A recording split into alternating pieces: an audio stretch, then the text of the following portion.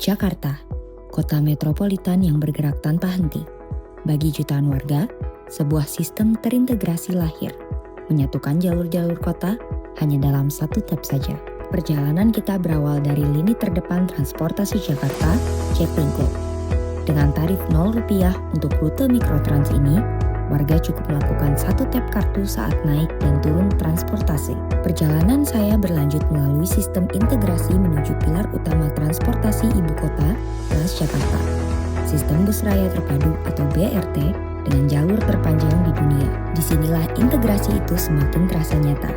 Tanpa perlu membeli tiket atau berganti alat pembayaran, kartu yang sama dapat mengantarkan kita ke tempat yang kita inginkan di Jakarta. Lalu, bagaimana kemudahan integrasi ini dirasakan langsung oleh mereka yang setiap hari membelah hiruk-pikuk ibu kota? Mari kita dengarkan.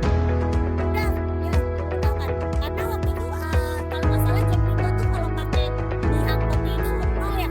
Nah ya itu aku sering banget kepake, jadi itu membantu banget sih. Sangat memudahkan karena kartu fleksibel, bisa ditaruh di mana aja, terus bisa berpindah tempat juga lah kemana aja. Kita bisa pergi ke tempat jauh kayak misalkan ke Bogor, dari Tanjung Priok ke Bogor bisa dengan kartu itu aja. Memudahkan, jadi lebih efisien. Kan kalau dulu di kereta tuh kan kita harus ngisi dulu ya di loketnya. Kalau ini kan kita bisa isi dari e-wallet dan lain-lain, kita tinggal tap aja udah. Satu ketukan kartu dari perjalanan awal kita di pinggiran kota tadi, moda raya terpadu berbasis rel yang membawa Jakarta masuk ke dalam era transportasi kelas dunia, berada di bawah tanah maupun jalur layang.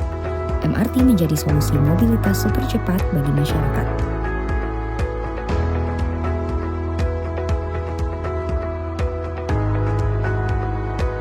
Dan inilah puncak dari rantai konektivitas urban, MRT Jakarta. Ini telah membawa kita ke dalam perut bumi ibu kota.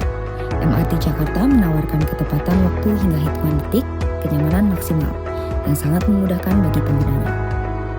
Menurut aku sih membantu banget ya, sebagai yang belum punya SIM gitu ya, masyarakat yang belum punya SIM dan nggak bisa bawa kendaraan jauh gitu. Menurut aku ini kita mau kemana-mana jadi gampang gitu.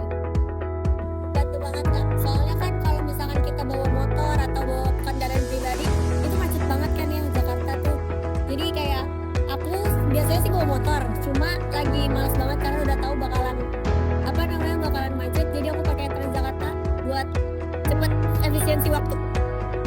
Menurut saya sangat membantu karena bisa menuju ke tempat lain dengan tap kartu saja. Tentu saja, integrasi ini juga didukung oleh fasilitas stasiun dan halte yang semakin modern, aman, serta inklusif bagi siapa saja.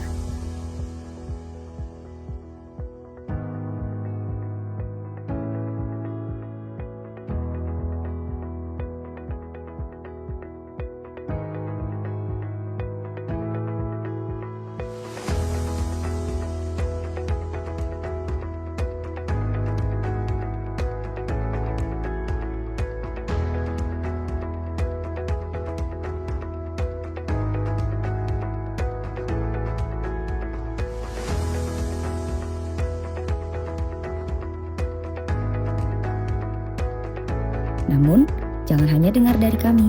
Mari kita simak pengalaman mereka yang merasakannya langsung setiap hari. Fasilitas transportasi umum Jakarta saat ini itu cukup baik, cuma kurang merata aja menurut saya dari berbagai daerah gitu. Tapi sejauh ini sudah cukup baik dan semuanya dapat terakses, cuma di berbagai desa atau kota masih belum terakses. Saat ini lumayan baik sih yang aku rasain tuh.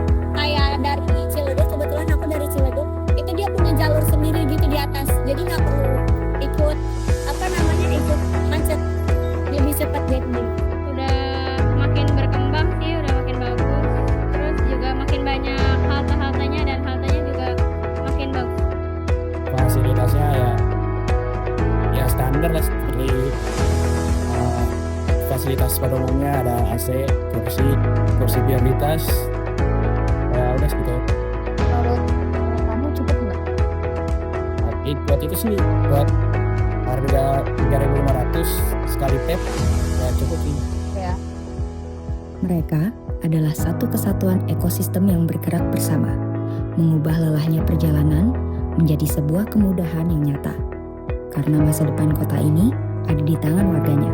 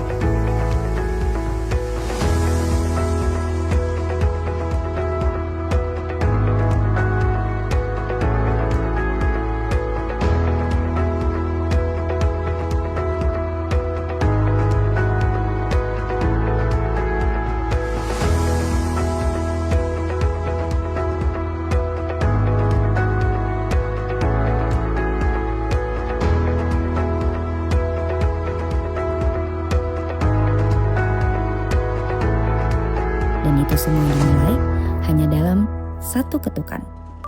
Saya Moza, sampai jumpa di perjalanan berikutnya.